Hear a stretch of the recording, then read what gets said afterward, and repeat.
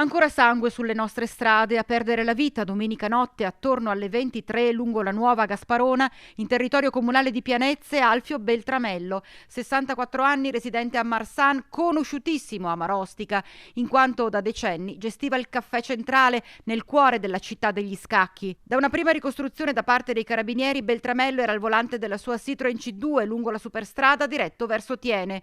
Quando, giunto all'altezza dell'intersezione con via Alcide De Gasperi a Pianezze, forse per un malore o forse per un guasto al mezzo, si sarebbe fermato a lato della carreggiata. Proprio in quel momento arrivava un furgone che non è riuscito a evitare l'impatto e ha tamponato violentemente l'auto spingendola sino addosso al guardrail dall'altro lato della strada. Per il 64enne non c'è stato nulla da fare. Il medico del SUEM non ha potuto far altro che constatarne il decesso. Sul posto anche i vigili del fuoco. La Nuova Gasparona è rimasta chiusa per diverso tempo per permettere le operazioni di sgombero e messa in sicurezza. La notizia della morte di Alfio Beltramello ha sconvolto tutte le persone che a Marostica lo conoscevano.